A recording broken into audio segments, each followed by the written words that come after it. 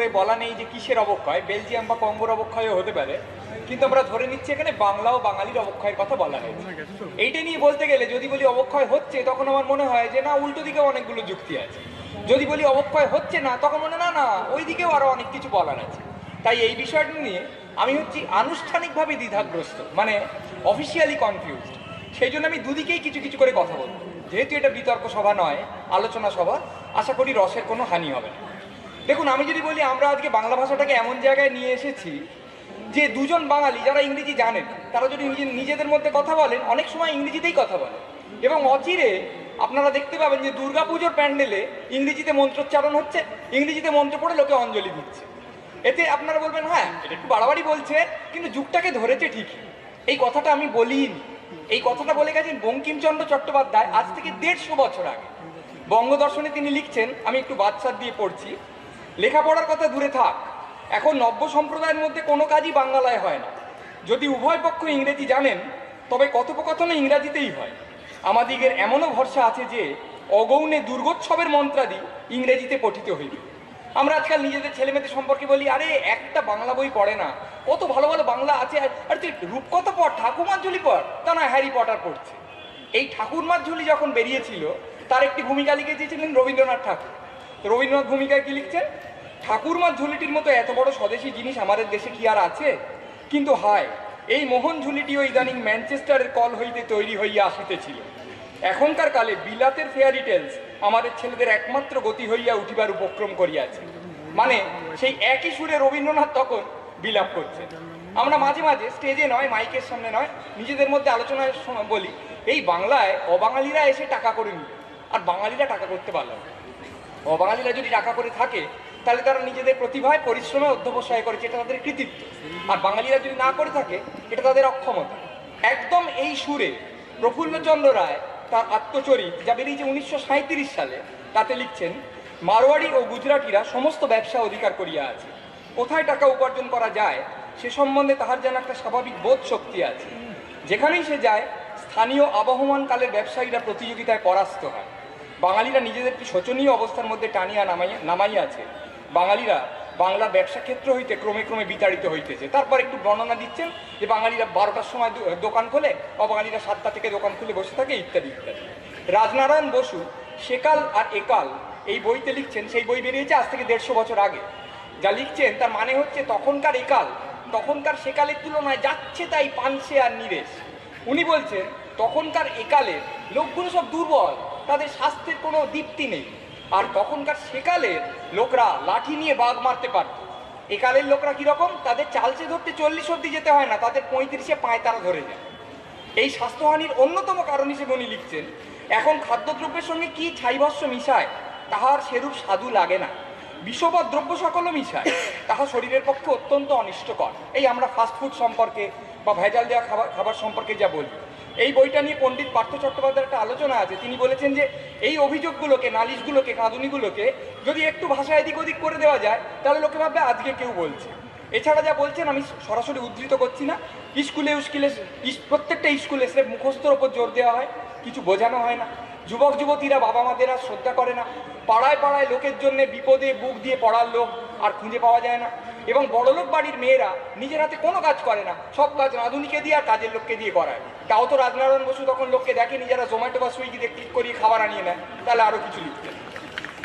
তাহলে প্রশ্ন হলে 100-150 বছর ধরে একটা জাতি যদি একই কথা বলে হাহাকার করে যায়, একই যুক্তি দেখিয়ে বলে আমাদের অবক্ষয় হইয়াছে গো, তাহলে তার মানেটা কি দাঁড়ায়? তার মানে অবক্ষয় হচ্ছে না, তার মানে হচ্ছে আমরা যেটাকে সুবর্ণ যুগ বলছি সেই সুবর্ণ যুগের লোকরা সেটাকে শিশু যুগ বলছে, আর তার আগের কোনো একটা যুগকে সুবর্ণ যুগ বলে অঙ্গুলি নির্দেশ করছে আর বলছে হায় হায় আমাদের অবক্ষয় হয়েছে। তার মানে বাঙালিদের রোগ হচ্ছে, যেহেতু সে যে সময়টায় বাঁচছে সেই সময়টা সমস্ত গলদ ত্রুটিগুলো কিছু প্রকটভাবে দেখতে পাচ্ছে, ওইটাকে সবচেয়ে খারাপ সময় হিসেবে দেখা, এবং তার আগের কোনো একটা সময় যে বিষয়ে স্মৃতিটা আবছা হয়ে এসছে সেইটাকে একটা ভালো সময় হিসেবে দেখা। আপনি বলবেন না না এই এত বড় বড় লোকেরা বলে গেল, এটা তো ঠিক কথা বলেছে, আপনি কোত্থেকে উড়িয়ে দিচ্ছেন? বেশ, আমি ধরে নিচ্ছি এরা সবাই ঠিক কথা বলেছে। তাই যদি হয় তাহলে বলতে হয় বাঙালির অবক্ষয় হয়নি, কারণ বাঙালি চিরকাল খারাপ ছিল, আগে খারাপ ছিল এখন খারাপ আছে। অবক্ষয় মানে কি? আগে ভালো ছিল এখন খারাপ আছে, সে তো আর হচ্ছে না। একটা লোক প্রত্যেক বছর ফেল করে, তা আপনি তাকে ষষ্ঠ বছর তো বলতে পারেন নাই তোমার অবক্ষয় হচ্ছে, সে তো ফেল করাইলো। তাহলে বাঙালি এমন একটা জাত যে একটা ধারাবাহিক চিরকালীন অবক্ষয়ের গর্তে পড়ে আছে, তাহলে সে আর তার নিচে নামতে পারে না। পরের প্রশ্ন হলো অবক্ষয়টা মাপবো কি দিয়ে? আপনি ধান কত উৎপাদন হয়েছিল, পাট কত উৎপাদন হয়েছিল, প্রাইমারি স্কুল কটা ছিল, নলকূপ কটা পোতা হয়েছিল মাপতে পারেন। আমরা সাধারণত যেটা বলি অবক্ষয় নিয়ে, আদর্শের অবক্ষয়, মূল্যবোধের অবক্ষয়, সমাজে সাধারণ ব্যবহারের অবক্ষয়, দয়া ক্ষমা এই গুণগুলোর অবক্ষয়, এ তো মাপা যায় না, তার মানে সূচক নেই। আবার মাপবো কোন জিনিসটায় জোর দিয়ে? ধরা যাক রবীন্দ্রনাথ লিখছেন, আপনি বললেন যে এই সময়টা বাঙালির জীবনের সবচেয়ে দারুণ সময়, রবীন্দ্রনাথ আছেন, বিরাজ করছেন, লিখছেন। রবীন্দ্রনাথের পাশাপাশি হয়তো ম্যালেরিয়া আছে, খোলা ড্রেন আছে, গড় আয়ু কম, প্রসূতি মৃত্যুর হার বেশি, পরাধীনতা আছে। তাহলে প্রশ্ন হচ্ছে আপনি কোনটা নেবেন, রবীন্দ্রনাথটা নেবেন না ম্যালেরিয়াটা নেবেন? আবার ধরুন 1913 আমাদের একটা গর্বের বছর, রবীন্দ্রনাথ নোবেল পেলেন। আপনাদের কি সত্যিই মনে হয় যে 1914 সাল থেকে প্রচুর বাঙালি রাবীন্দ্রিক রুচিতে দীক্ষিত হয়ে খুব শিক্ষিত কথাবার্তা বলতে শুরু করলেন? অমর্ত্য সেন কল্যাণমুখী অর্থনীতি নিয়ে গবেষণা করে নোবেল পেয়েছেন। অভিজিৎ বিনায়ক বন্দ্যোপাধ্যায় দারিদ্র্য নিয়ে গবেষণা করে নোবেল পেয়েছেন। তারপর থেকে কি বাঙালিরা খুব জনকল্যাণ নিয়ে ব্যস্ত হয়ে পড়েছে, দরিদ্রের প্রতি সহমর্মী হয়েছে?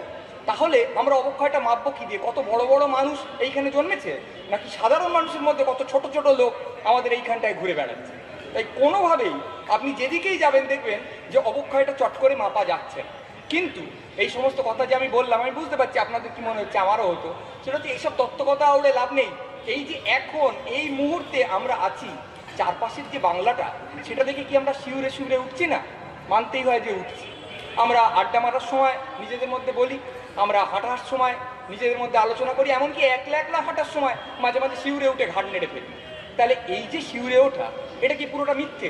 কারণ কি আমি বললাম সূচক নেই, ওইটাকে ঠিকঠাক মাপা যায় না, এই সব দিয়ে কি আমরা এই জিনিসটাকে কিছুটা আড়াল করে রাখবো, নাকি আমরা নিজের মতো সূচক বানিয়ে নেব?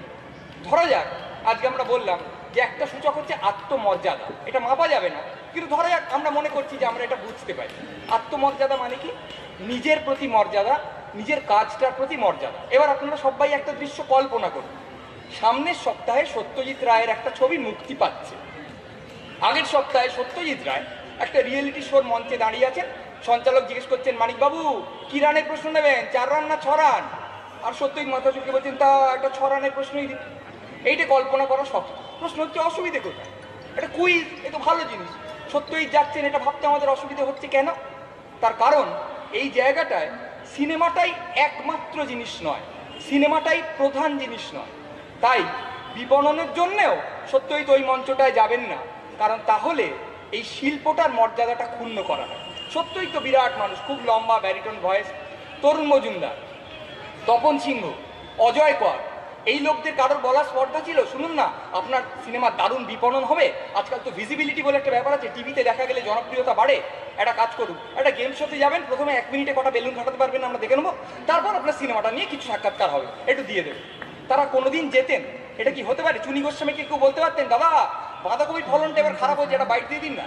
তো চুনি গোস্বামী নিশ্চয়ই বলতেন, আরে কি মুশকিল, ওটা তো আমার ক্ষেত্র নয়, আমার কাজের জায়গা না, আমি ওটা বলবো কেন? আর ঠিক আছে, বাঁধাকপিও বল, ফুটবলও বল, আপনি বলে দিন না, আপনি বলে দিলেই হবে। এই জিনিস আগে বলা যেত না, এখন বলা যায়, কারণ মানুষের নিজের কাজের প্রতি মর্যাদা কমে গেছে, অন্যের কাজের প্রতি যথোচিত মর্যাদা দেওয়ার অভ্যেসটাও কমে গেছে। রাজনীতিবিদ, তাদের কথা আর কি বলবো, তাদের আত্মমর্যাদা খুব মায়াও হয়। ভোরবেলায় ঘুম থেকে উঠে তাদের প্রত্যেকের আইডেন্টিটি ক্রাইসিস হয়, প্রত্যেককে ভাবতে হয় আমি কে জানা, আমি বিজেপি না, না আমি বোধহয় তৃণমূল, না পরশু তো আবার চলে এসেছি, ও না সোমবার সিপিএমে গেছে। ব্যাপারটা বুঝতে পারে না, এই আত্মপরিচয়ের সংকটে তারা ভোগে। সবসময় একটা ভয়ঙ্কর জায়গা। একটা লোক ছিল, আপনাদের বোধহয় মনে পড়বে, তার সকালে নাম ছিল আলু নারকোল, আর বিকেলের দিকে নাম হয়ে যেত রামতাড়ু। রাজনীতিবিদদের এখন ব্যাপারটা সেই রকম হয়েছে। বুদ্ধিজীবী, ক্ষমতার চোখে আঙুল দিয়ে নিরন্তর ভুল প্রদর্শন করার অভ্যেস তাদের যে আর কোনোদিন গজাবে সে আমরা বিশ্বাস করতে পারি না। কিন্তু তা বলে ক্ষমতাসীনের পদলেহন এমন প্রকাশ্যেও নির্লজ্জভাবে করা যায়, সেটাও আমাদের কল্পনাতীত ছিল। একজন সম্পূর্ণ অকবিকে একটা সাহিত্য পুরস্কার দেওয়া হলো, ভালো কথা, তাতে নিজেদের আখের কিছুটা গুছিয়ে নেওয়া হলো, সেও ভালো কথা। কিন্তু তারপর প্রকাশ্যে এরকম বিবৃতি দেওয়া যায় যার মানেটা এই দাঁড়ায় যে যা করা হয়েছে বেশ হয়েছে, এই জিনিস কিছুদিন আগে পর্যন্ত একদম অভাবনীয় ছিল। আর সাধারণ মানুষ, আপনারা যারা হাততালি দিচ্ছেন, ফেসবুকের দৌলতে, হোয়াটসঅ্যাপের দৌলতে আপনারা সবাই একজন করে লেখক, সমালোচক এবং দার্শনিক।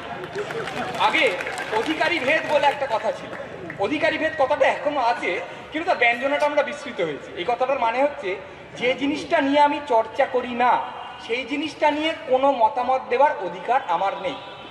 এই জিনিসটা আমরা সম্পূর্ণ ভুলে গেছি। আমরা মনে করছি যে আমি সব কিছু নিয়ে বলতে পারি। ধরুন আমি প্লেন চালাতে জানি না, আমি কি একটা পাইলটকে জ্ঞান দিতে পারি?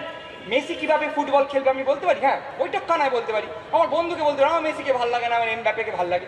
কিন্তু এই নিয়ে একটা লিখিত বিবৃতিকে আমি পেশ করতে পারি? এখনকার সাধারণ মানুষ বলবে কেন পারবো? আমি লিখতে পারি, আমি সব কিছু লিখবো। অর্থাৎ তারা মনে করছেন তারা সব বিষয় সব জানেন।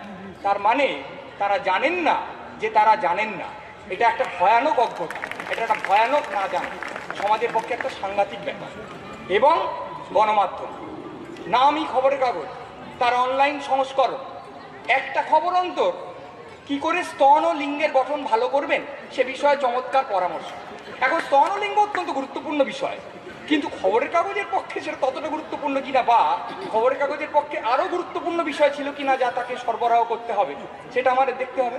টিভি চ্যানেলে চ্যানেলে সমস্ত সঞ্চালক, বাঙালি সঞ্চালক কেন কে জানে, অত্যন্ত আট শার্ট কোট প্যান্ট পরে অত্যন্ত উত্তেজিত স্বরে কিছু খবর বলে চলেছেন। আগে খবর বলা হয়তো একটা গম্ভীর স্বরে, এখন এমন উত্তেজিত হবে এই তেলে ভাজা পুড়িয়ে গেল, এক্ষুনি শুনে নিন। এই খবরটা যদি আপনি না শুনেন আপনার সর্বনাশ হয়ে যাবে।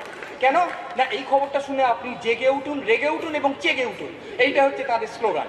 তাদের যেটা বক্তব্য, এই যে আমরা বলি না, আমরা ব্যঙ্গ করি যে সবসময় এরা কিন্তু বলে কেন, যে উনি কিন্তু খুন হয়ে গেছেন, তারপর থেকে কিন্তু একটু নড়েননি, পুলিশ কিন্তু এসে গেছে, ইন্ডিয়া টিম কিন্তু ক্রিকেট খেলতে নেমে পড়েছেন। এটা যে বলা হয় তার কারণ হচ্ছে এই যে তারা আপনাকে বারবার বলতে চান যেটা হওয়ার কথা ছিল সেটা কিন্তু ঘটছে না, আর যেটা না হওয়ার কথা ছিল সেটা কিন্তু ঘটছে। মশাই, আপনি সোফায় বসে থাকবেন না, আপনি উত্তেজিত হয়ে উঠুন। জাপানি তেল আর বাঙালি গণমাধ্যম আপনাকে উত্তেজিত করে তুলতে সতত ব্যস্ত থাকে। এই সব মিলিয়ে আমরা একটা বাংলা গড়ে তুলেছি। সাধে তো আর কথা আমাদের মনে হয় না যে বাংলা এক সময় বাকি ভারতের কাছে ছিল শ্রদ্ধার পাত্র, তারপর হলো ঈর্ষার পাত্র, তারপর উপেক্ষার পাত্র, আর এখন হচ্ছে হাসির পাত্র। একটা দুর্দান্ত কমিক রিলিফ। কি ব্যাপার না, আমার অফিস থেকে এসে জানো মা গাটা ম্যাচ ম্যাচ করছে, আর খুব চাপ আমার অফিসে, আমার কিছু ভালো লাগছে না। আরে বাংলা বিষয়ে খবর খুলে বেড়, গোটা ভারত জানে, গোটা পৃথিবী জানে, সঙ্গে সঙ্গে দেখবি হাসি আর থামছে। সব সময় একদম গ্যারান্টি কোনো না কোনো মানুষ এমন একটা কাজ করছেন, এমন একটা কথা বলছেন যে তার থেকে এক্ষুনি 1000টা মিম আর 2000টা চুটকি উচ্চারিত হবে, উৎক্ষিপ্ত হবে, কোনো রকম করতে পারবেন। আপনি কল্পনা করে দেখুন না, লোকে কোথায় টাকা লুকোয়, যুগ যুগ ধরে তো লোকে টাকা লুকিয়ে এসছে, তাহলে আপনি লুকোবেন কোথায়? তোরঙ্গে, তোষকের তলায়, লফটে, আলমারিতে, একটা গোটা ঘরে টাকা রেখে তালা দিয়ে দিচ্ছে। সমগ্র পৃথিবীতে এই জিনিস কোনোদিন হয় না। আপনি একটা বাড়ি তৈরি করলেন, একটা লোক দেখতে এলো, বাহ খুব সুন্দর বাড়ি হয়েছে, ও ঘরে কে থাকে? আমার টাকা থাকে, আর ওই ঘরে আমার টাকা থাকে। এই জিনিস কোনোদিন হয়, কিন্তু এই জিনিস এখন বাংলায় হচ্ছে। তাহলে এই যে কমেডি স্থান, এই যে কৌতুকাঞ্চল, এই যে মিম প্রদেশ আমরা সবাই মিলে গড়ে তুললাম, কোনো তত্ত্ব আউড়ে কি সত্যি প্রমাণ করা যাবে যে এইখানে অবক্ষয় হচ্ছে না? ধন্যবাদ।